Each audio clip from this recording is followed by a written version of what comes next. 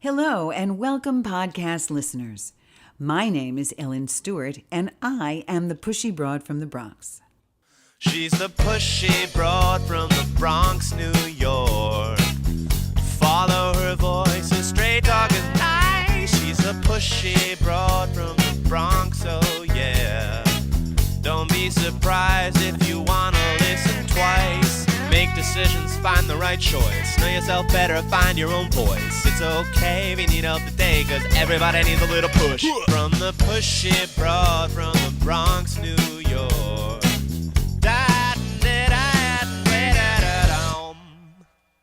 As always, thanks to Sam Gauthier, my sound man Sam, for composing and singing my original theme song.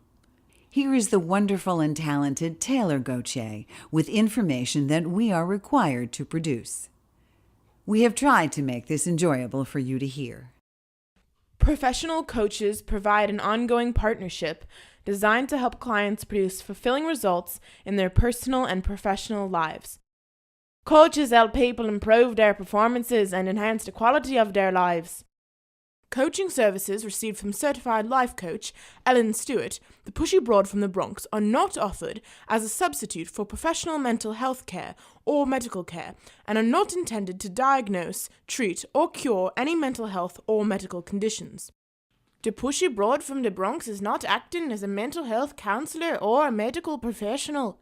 All comments and ideas offered by Ellen Stewart, the Pushy Broad from the Bronx, are solely for the purpose of aiding her audience in achieving their goals and hopefully keeping you smiling in the process.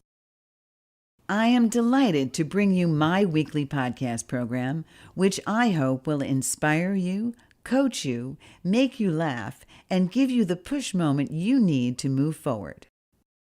The topic of this podcast is Sex Changes Everything. Sex changes everything. What do I mean by that? We hear that all the time. Sex is such a game changer that we are individually having the sex conversation with ourselves before it actually happens. You meet someone new and you're thinking, do I find this person attractive? Do they find me attractive? Would I have sex with this person? Sex brings about an intimacy and vulnerability that brings more exposure to both parties than just going on a date or any other interaction. Once we are physically exposed to our partner, emotional feelings may arise that make us want to take the relationship to another level. We are now looking at this relationship from a totally different perspective. On one hand, we may now be wearing those rose-colored glasses and think, I am madly in love with this person and I want to spend the rest of my life with them. Or you could be thinking, that was the worst experience of my life. This relationship does not have a chance. Or maybe something in between.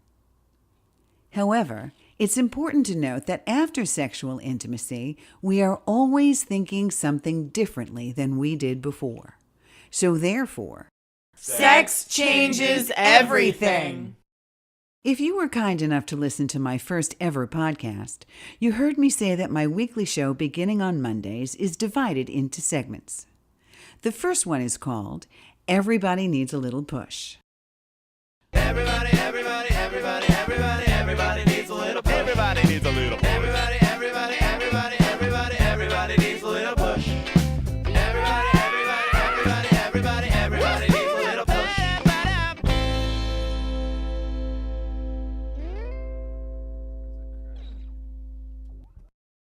Everybody needs push moments, reasons for doing the things that we do.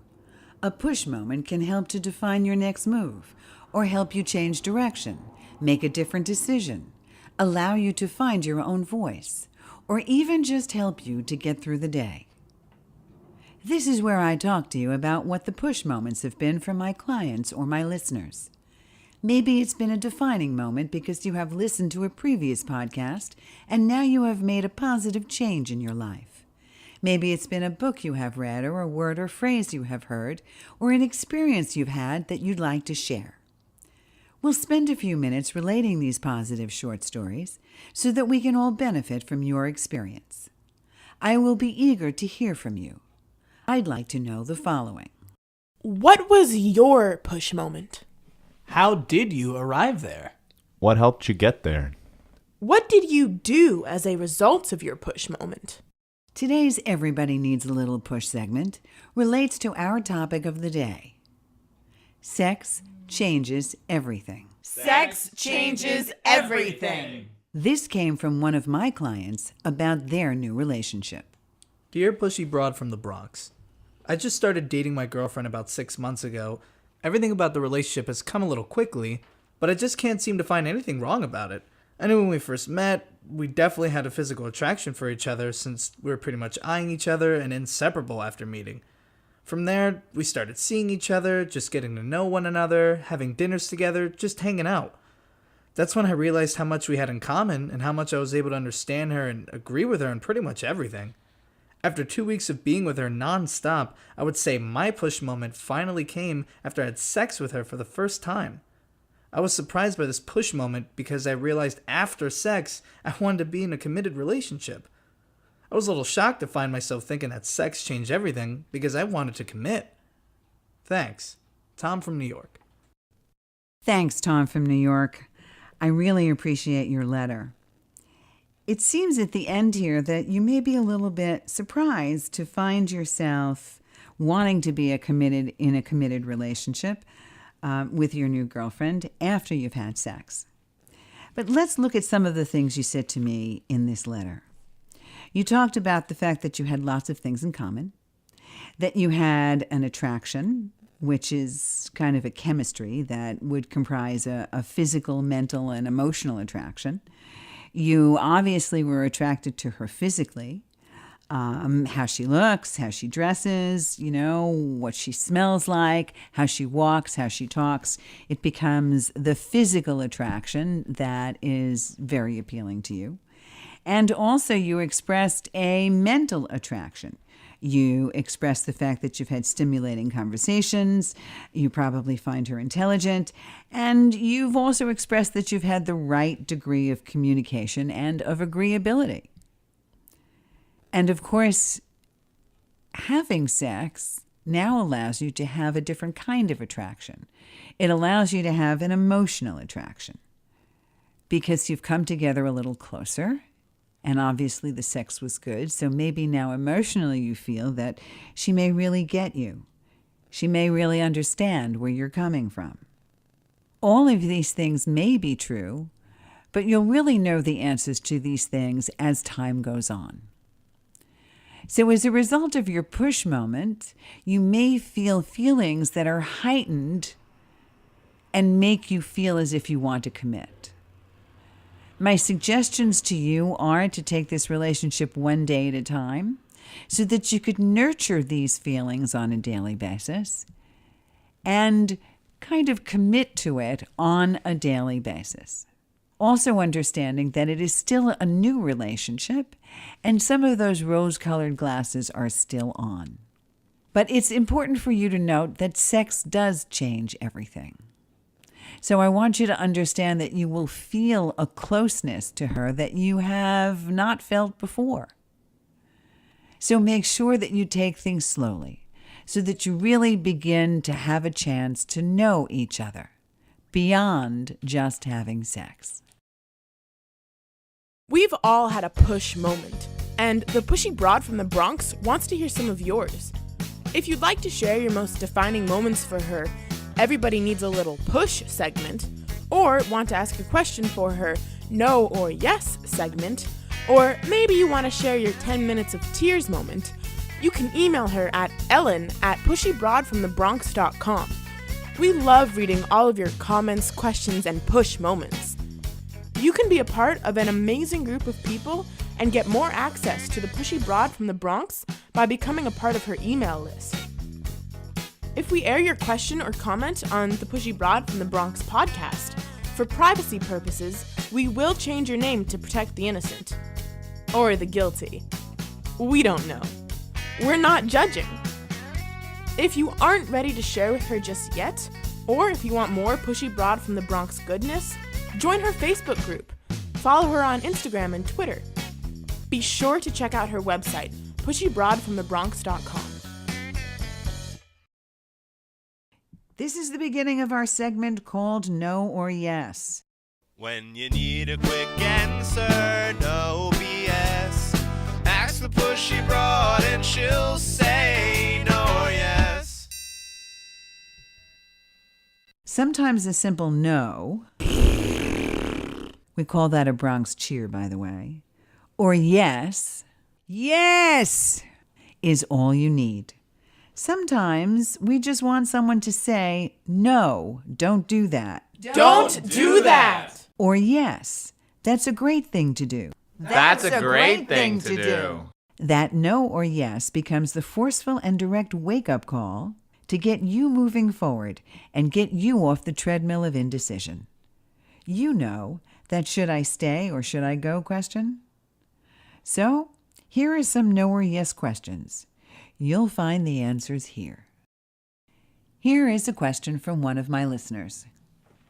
Is sex and love the same thing? The answer to that is...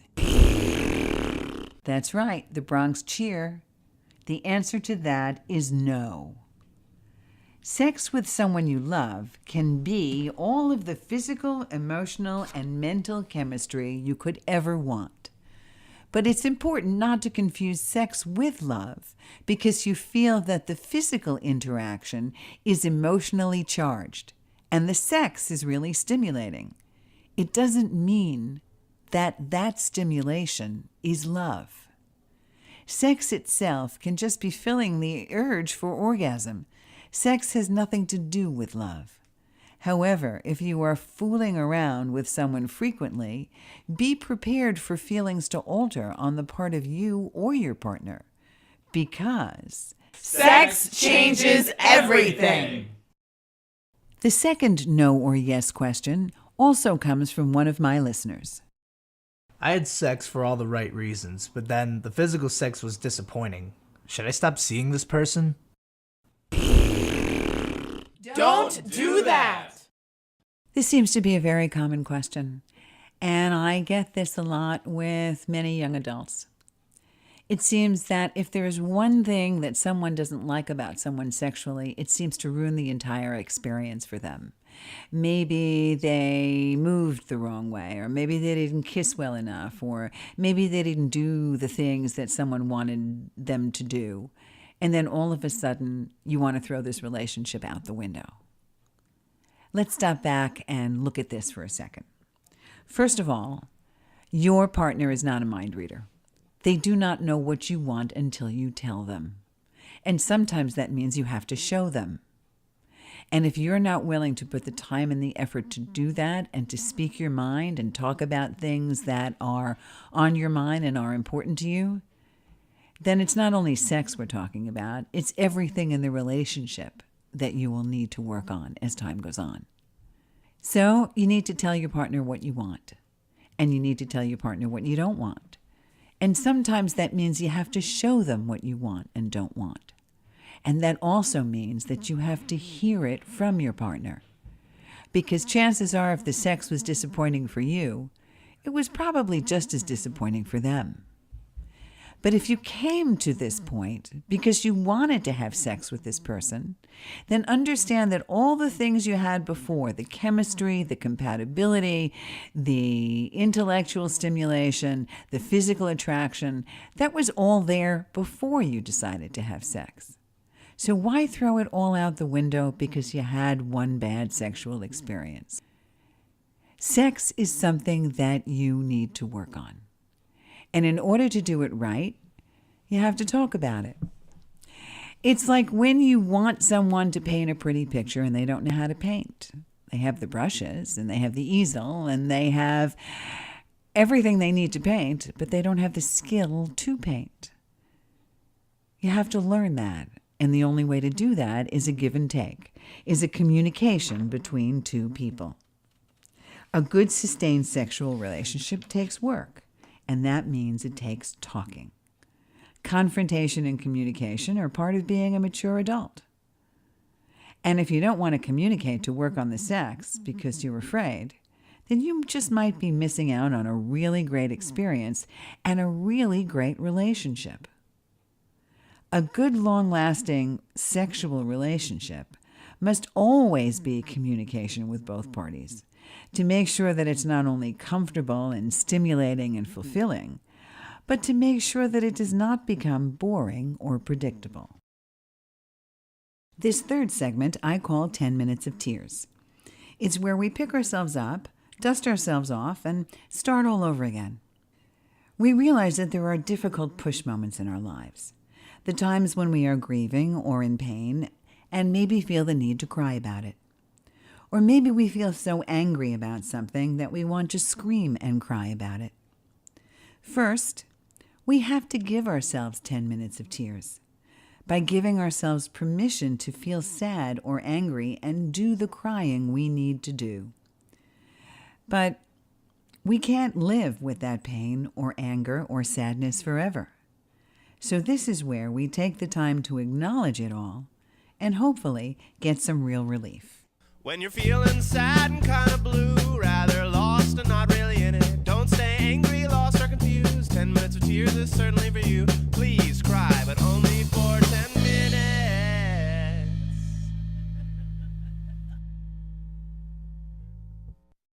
So this week, here's our 10 minutes of tears moment. Let's say you have sex with someone that you thought you cared about, and they cared as much about you as you them. And then you get dumped. You're confused. You're angry, you're depressed, and generally wondering why. You may be doubting yourself in the process.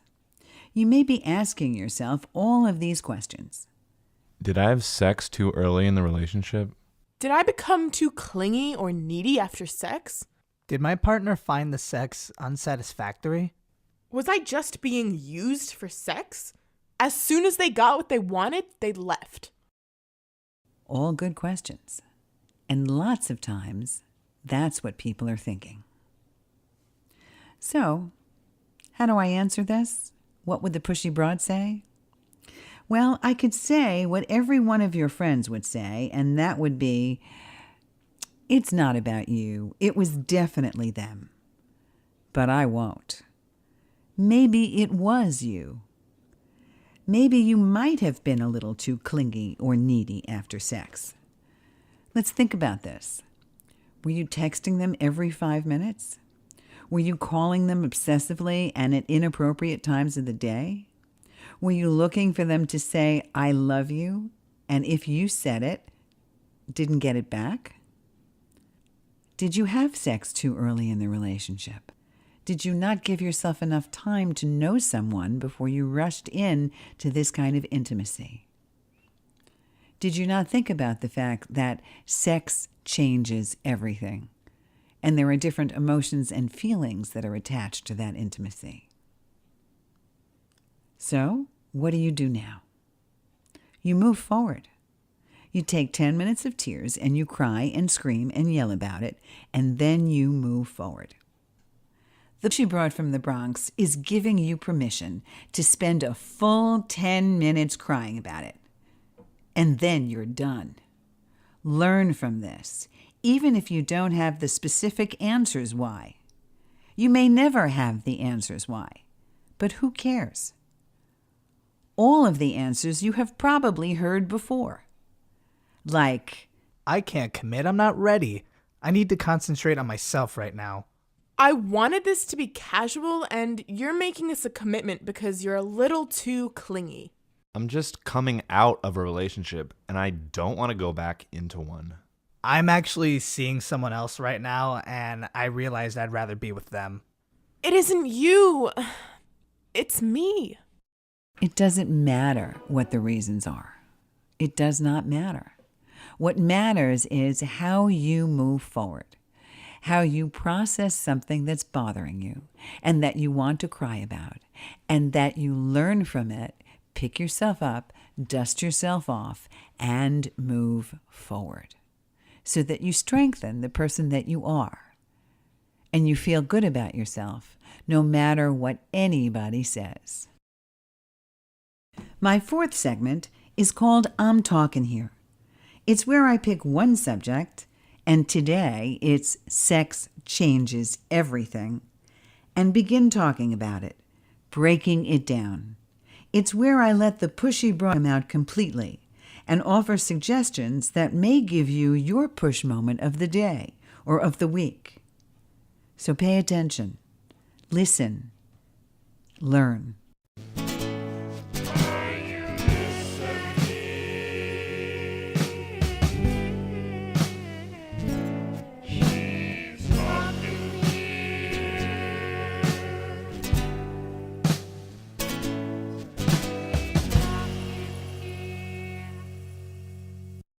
As a life coach, one of the questions I get most often is how soon after I meet someone should I have sex? Believe it or not, I get this question from both guys and gals. My answer is always the same. You should consider having sex in a new relationship when you are fully prepared beforehand to handle the emotional changes that are going to occur after you have sex.